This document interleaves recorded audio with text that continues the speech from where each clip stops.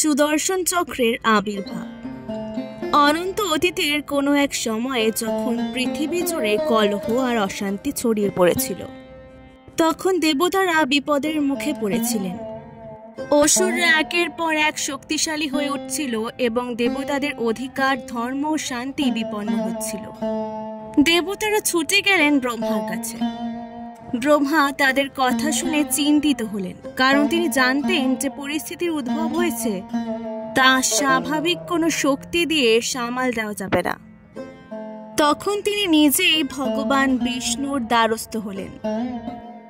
বিষ্ণু তাদের সব কথা শুনে বললেন, ধর্মের রক্ষা এবং অধর্মের বিনাশের জন্য এমন একটি অস্ত্রের প্রয়োজন যা একাধারে তীক্ষ্ণ, বিচক্ষণ এবং আত্মসচেতনতা সম্পন্ন হবে। তখন বিষ্ণু নির্দেশ দিলেন দেবতাদের মহান কারিগর বিশ্বকর্মাকে। বিশ্বকর্মা দেবতাদের কারিগর। তিনি আকাশের নকশা বানান, স্বর্গের প্রাসাদ তৈরি করেন আর অস্ত্র বানাতে পারেন অলৌকিক শক্তি দিয়ে। তিনি তার কর্মশালায় প্রবেশ করলেন।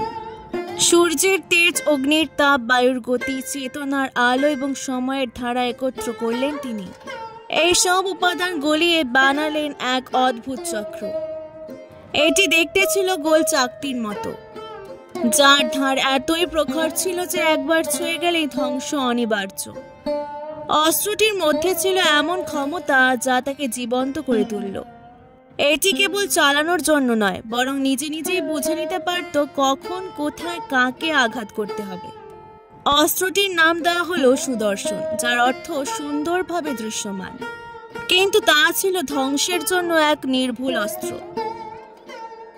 ভগবান বিষ্ণু চক্রটি হাতে তুলে নিয়ে বললেন, এটি শুধু একটি অস্ত্র নয়, এটি হবে ধর্মের প্রতীক।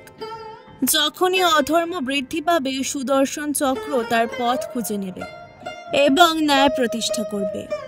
এই চক্রকে বলা হয় সময়ের প্রতীক, কারণ এটি চিরকাল ঘূর্ণায়মান।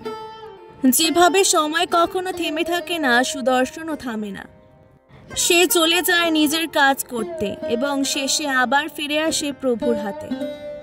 পুরাণ অনুযায়ী এই চক্র ছিল এমন এক অস্ত্র যা আত্মজ্ঞান সম্পন্ন এবং নিজেই সিদ্ধান্ত নিতে পারত কে ধর্মাচারী আর কে অধার্মিক।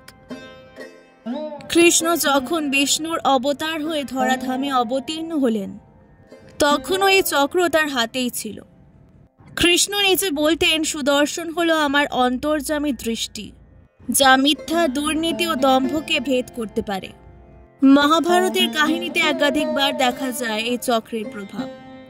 যখন দ্রৌপদী সভায় লাঞ্ছিত হচ্ছিলেন, তখন কৃষ্ণ সুদর্শনের অলৌকিক শক্তির সাহায্যে তার কাপড়ের বিস্তার ঘটান, যাতে তাকে কেউ স্পর্শ না করতে পারে।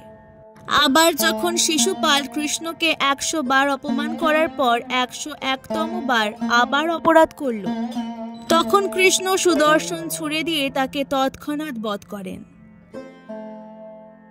চক্রটি শিশুপালের শিরোচ্ছেদ করে এবং আবার নিঃশব্দে কৃষ্ণের হাতে ফিরে আসে। এই দৃশ্য মানুষকে শিখিয়ে দেয় যে অধর্মের সীমা পেরুলে ধর্ম নিজেই তার বিচার করে। সুদর্শনের গঠন নিজেই একটি মহাজাগতিক দার্শনিক ব্যাখ্যা। এর ঘূর্ণন বোঝায় পরিবর্তনের চক্র, যা ভালো বা মন্দ যে কোনো কিছুকে এক অবস্থায় স্থির রাখে না। এর ধার বোঝায় সিদ্ধান্তের নিপুণতা এবং কেন্দ্র বোঝায় ঈশ্বরের অবস্থান, যেখানে শূন্যের মধ্যে লুকিয়ে থাকে সবকিছুর সূচনা ও সমাপ্তি। বলা হয় সুদর্শন চক্র কোনো সাধারণ অস্ত্র নয়, এটি ঈশ্বরের চোখ, যার দৃষ্টিতে সব সত্য প্রকাশ পায়। পুরাণে একবার বলা হয়েছে, রুক্মিণীর অনুরোধে কৃষ্ণ সুদর্শন চক্র কিছুদিন ব্যবহার না করার সিদ্ধান্ত নেন। এই সময় এক অসুর পৃথিবীতে পুনরায় অশান্তি সৃষ্টি করে। তখন কৃষ্ণ আবার চক্র ধারণ করেন এবং বলেন, শক্তিকে অব্যবহৃত রাখা মানে দুর্বলের হাতে ক্ষমতা তুলে দেওয়া। এই ঘটনা আমাদের শেখায়, শক্তি থাকলেও যদি ন্যায়ের জন্য তা ব্যবহার না করা হয়, তবে তা নিজেই এক দুর্বলতা হয়ে ওঠে। আরেকটি পুরাণ কাহিনীতে বলা হয়েছে, একদা কৃষ্ণের চক্র এমন একজনকে ধ্বংস করে, যার ধর্ম বাইরের দৃষ্টিতে ভালো ছিল, কিন্তু অন্তর ছিল দম্ভে পূর্ণ। তখন সবাই বিস্মিত হয়ে কৃষ্ণকে প্রশ্ন করেছিল, সে তো ভালো কাজ করত, তবে কেন? কৃষ্ণ বলেছিলেন, ধর্ম কেবল কাজের বাইরের রূপ নয়, হৃদয়ের সত্যতা দিয়েও বিচার করা হয়।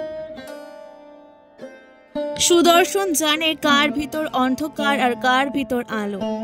এই বক্তব্যের মধ্য দিয়ে বোঝা যায় সুদর্শন কেবল বাহ্যিক শত্রু নিধনের জন্য নয়, অন্তর্লোকের পাপকে চিনে নেওয়ার এক অস্ত্র বটে। আধুনিক যুগে যদি এই চক্রকে প্রতীক হিসেবে দেখি, তবে দেখা যায় এটি সময়ের মতো চলমান, সত্যের মতো ধারালো এবং ঈশ্বরের দৃষ্টির মতো স্পষ্ট। জীবনের নানা ঘূর্ণায়মান পরিস্থিতি, দ্বন্দ্ব, অন্যায় ও সিদ্ধান্তের জটিলতায় সুদর্শন চক্র আমাদের শেখায়, ন্যায় প্রতিষ্ঠা করতে হলে সাহস, প্রজ্ঞা ও আত্মবিশ্বাসের প্রয়োজন। এটি আমাদের স্মরণ করিয়ে দেয়, দেরিতে হলেও সত্য সবসময় জয়ী হয়। সুদর্শন চক্রের চেতনা আজও জীবিত। প্রতিটি যুগে, প্রতিটি জাতির ভিতর, প্রতিটি মানুষের হৃদয়ের প্রতিচ্ছবি দেখা যায়।